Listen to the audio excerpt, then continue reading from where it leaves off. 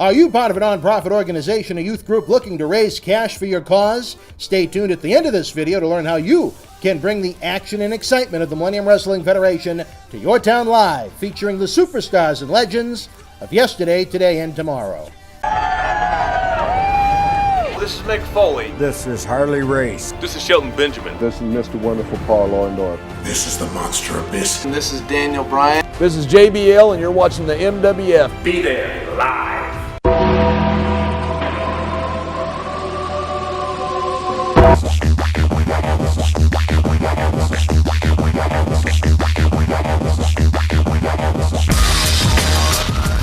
Wrestling fans from around the corner and around the world, welcome to another installment of Wrestling Insiders from MWF Studios just north of Boston in downtown Melrose, Mass. In the zip code of champions 02176. Let's run down WWE Extreme Rules 2017, emanating from Royal Farms Arena in Baltimore, Maryland, Sunday, June the 4th, 2017.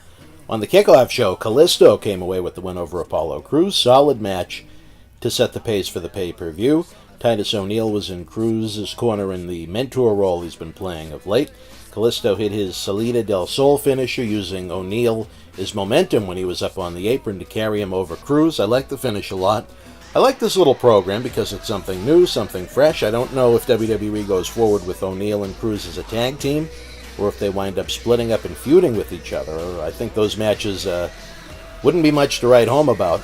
I still think Kalisto might be best utilized in the Cruiserweight division, where he doesn't seem to be going anywhere, as a main roster member on Raw. Maybe they could even do a little swap where Austin Aries goes to the main roster and Kalisto becomes a 205 exclusive. Extreme Rules open with The Miz defeating Dean Ambrose to win the Intercontinental Championship. This match was given a lot of time, and both men delivered a strong match. They overdid the stipulation where Ambrose would lose the title if he was disqualified. They had Maurice slap The Miz for outside interference, but instead of a DQ, the referee sent Maurice to the back. They also had Miz push Ambrose into the ref, knocking him out of the ring. The referee teased for way too long he was going to DQ Ambrose before Miz came up from behind and hit the skull-crushing finale for the pin. Where's the common sense that the referee is really going to believe Ambrose was going to push him out of the ring for no reason in the middle of a championship match? That's just stupid. It was a really good match, but I thought the finish sucked. Michael Cole was pushing Miz as a 7-time Intercontinental Championship, which speaks volumes about how little value that title has anymore. This was just 2 days after the 30th anniversary of the greatest Intercontinental Champion of all time, the Honky Tonk Man, winning the title from Ricky the Dragon Steamboat, and then going on to have the longest reign of any Intercontinental Champion, working house show main events and selling out venues from coast to coast. I don't see that happening anytime soon for the Intercontinental Champion. Rich Swann and Sasha Banks teamed to defeat Noam Dar and Alicia Fox. The match was too short to develop into anything special. This was pushed as Swann's homecoming in Baltimore. Was very happy and proud for him. Beyond being an outstanding athlete, Rich is a great guy that competed here in the Millennium Wrestling Federation in the past. He's worked extremely hard and overcome so much in his life outside the ring to get where he is today. I only hope that Rich finds even greater success on the biggest stage of the world. Raw Women's Champion Alexa Bliss retained over Bayley in a kendo stick on a pole match. This sucked. Another example of over-pushing the women to a degree that it's going to turn fans off. Bayley got the kendo stick and she acted like she didn't want to use it. Bliss got the kendo stick and had no problem using it, leading to an easy win for the champion. I don't think we've seen the end of this feud, unfortunately, after the brutal segment last week on Raw. And this match wasn't as bad as that, but it wasn't anywhere near what you'd call good. Cesaro and Sheamus defeated the Raw Tag Team Champions, the Hardy Boys, to win the titles inside a steel cage. This was the type of cage match where both members had to escape the cage to win, as opposed to a pinfall victory. Jeff escaped the cage, then saw his brother getting beaten up by both Cesaro and Sheamus, so he came back in. The finish saw Jeff try and pull Matt out the cage door, as on the other side of the ring, Cesaro and Sheamus were climbing over. This is the Hardys' first loss since their WWE return at WrestleMania. The nature of the match really doesn't hurt them at all. It's not like they were pinned decisively or anything like that. If they're going to keep this tag team feud going, which I hope they don't, I suppose this was the only way to do it, to keep it fresh by going with new champions. I'd much rather see Jeff Hardy go the singles route, as there are some big money matches waiting for him once WWE Creative pulls the trigger. Might be a little too soon for that, as I think there's still mileage left in the Hardys as a tag team, but they don't want them to get stale, and even though they've only been back for 2 months, they're starting to feel stale. WWE Cruiserweight Champion Neville retained over Austin Aries in a submission match. This was the third straight pay-per-view outing for these two. I expected Aries to win the belt here, as losing for a third straight time could be a death blow. Neville's done a great job since turning heel in December and capturing the Cruiserweight Championship. The problem isn't these two athletes, it's that the 205 Live presentation and platform is as dead can be. Nobody cares. These two had an excellent match. Aries was able to make Neville tap, but it was outside the ring on the floor. I thought that was a great spot, very creative. Neville came back with a red arrow and used the Rings of Saturn for the submission. As good as this match was, the fans simply didn't care, as 205 Live again needs a creative kick in the ass, big time. In the main event, Samoa Joe defeated Finn Balor, Roman Reigns, Bray Wyatt, and Seth Rollins in an explosive Extreme Rules #1 contender fatal 5-way match. Weeks of boring, rehashed episodes of Raw had a great payoff once the match finally hit the ring. This one is certainly worth going out of your way to see, and then some. I enjoyed it a great deal.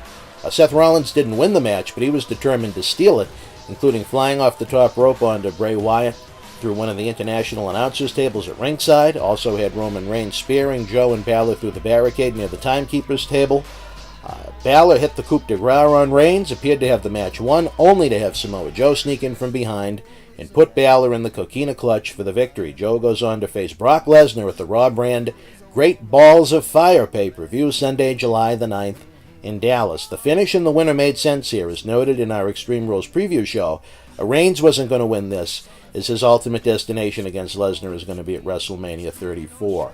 Having Rollins or Balor win and get one match with Lesnar at Great Balls of Fire, then be forgotten about, as it appears Strowman is going to face Lesnar at SummerSlam, that wouldn't help either guy, and I don't think it would have been a great spot for Bray Wyatt either. With Samoa Joe, not only do you have a fresh opponent, but someone that will be elevated by winning the Extreme Rules match and even losing to Lesnar on pay-per-view. You have to remember, there are many WWE fans that are unfamiliar with Joe's work in NXT and TNA. He's still a new commodity to them. Extreme Rules was the biggest night of Joe's career thus far, and his showdown with Lesnar in Dallas will be one that I consider to be must-see. Two physical men fighting over the biggest prize on Raw. If you remember, Joe set pay-per-view records for TNA in some of his battles with Kurt Angle. This is what a pay-per-view main event should be, and lucky for us, what it will be in less than 5 weeks at Great Balls of Fire. On our Twitter poll, fans checked in with 44% thumbs up, 38% thumbs in the middle, 18% thumbs down. Best match was no surprise, 74% for the main event, 18% for the steel cage match, 5% for Ambrose and Miz, 3% for others. Fans, I ask you, what did you think of Extreme Rules? Share your thoughts in the comment section below. Don't miss the fall from WrestleMania 33 on WWE Network. Using our link below, get 30 days free. This spring, WWE presents 4 live pay-per-views with Payback, Backlash, Extreme Rules, and Money in the Bank. Relive the ultimate thrill ride that was WrestleMania 33, plus brand new original programming, every pay-per-view in WWE history, and 7,000 plus hours of content in the archives. Spend $25 in the MWF store this month and get a free WWE t-shirt and a free autographed photo of WWE Hall of Famer Cowboy Bob Orton. We have brand new WWE t-shirts, posters, DVDs, autographs, and tons more. Best of all, every dollar you spend directly supports our live event and video production initiatives. Fans in over 30 countries can now enjoy our state-of-the-art studio shoot interview documentary collection on demand. You can rent our own select titles starting at only $5.99. Enjoy the wild Iron Sheik studio shoot interview as seen by millions online and on The Howard Stern Show. Relive the rock and wrestling era in the mid-'80s as WWE Hall of Famers Paul Orndorff, Bob Orton, and the Iron Sheik break down the first WrestleMania. The Boogeyman, Paul Bearer, and Kamala join us for extensive breakdowns of their careers, promoters, and companies they worked for. We also have a new shoot with Bull Dempsey bringing you a backstage look at WWE NXT and the Performance Center. Again, every rental and purchase helps support independent wrestling. Subscribe to our YouTube channel with over 1,500 videos available absolutely free. Enjoy in-depth videos, live MWF wrestling, the latest news, historical videos, and tons more on youtube.com/BostonWrestlingCom. If you enjoy the free content, you can help the cause by making a donation of any size to paypal.me/BostonWrestling. You can help the cause using our links below to shop on popular websites such as WWE Shop.com, Amazon.com, and Walmart.com. You get a small thank you for every customer sent their way, and best of all, it doesn't increase your purchase 1 penny. Finally, get a free ride from Uber using the links below.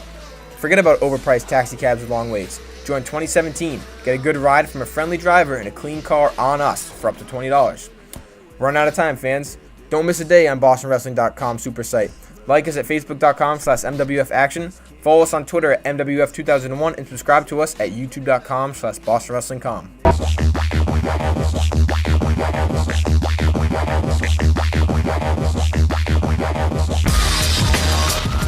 The Millennium Wrestling Federation's 15th anniversary tour begins this fall and rolls into 2017 throughout New England, down the East Coast, and into the Carolinas. If your nonprofit organization is looking for an interactive, turnkey experience while putting the fun into fundraising, you've met the perfect tag team partner. MWF offers a variety of packages for groups of almost any size. From our live events at the Boston Garden, the Kowloon Entertainment Dining Complex, and the legendary Suffolk Downs, to high school gyms and function halls, we've presented live events everywhere. Since 2001, the MWF's mission has been simple: keep the kids off the streets. Under the leadership of President Dr. David Reese, we bring the superstars of yesterday, today, and tomorrow to your town, not for a quote-unquote wrestling show, but an event that features action-packed in-ring wrestling, autograph and pose photo opportunities, question and answer sessions, and much more. It is the best of sports and entertainment.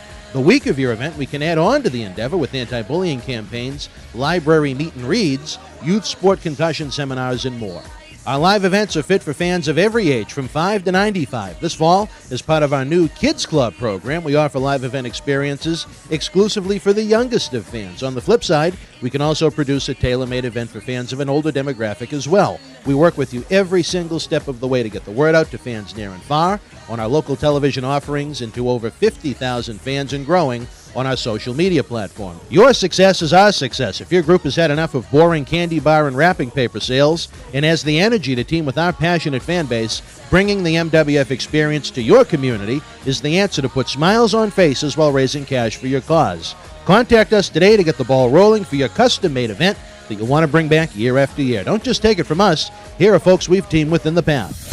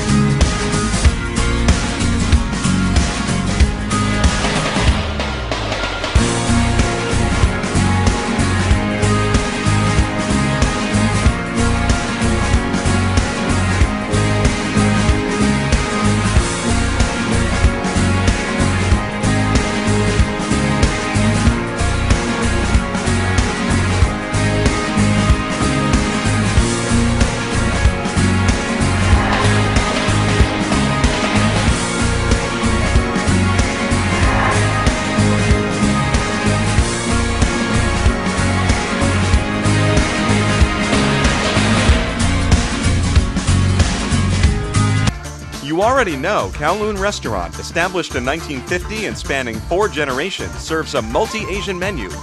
Did you also know that Kowloon Restaurant is New England's premier Asian dining and entertainment complex, serving Cantonese, Szechuan, Thai, and Polynesian cuisine? And did you know that Kowloon Restaurant is also the home of the finest Japanese sushi? If you haven't dined at Kowloon Restaurant lately, then you simply haven't dined at Kowloon. Kowloon Restaurant, Route 1 North in Saugus.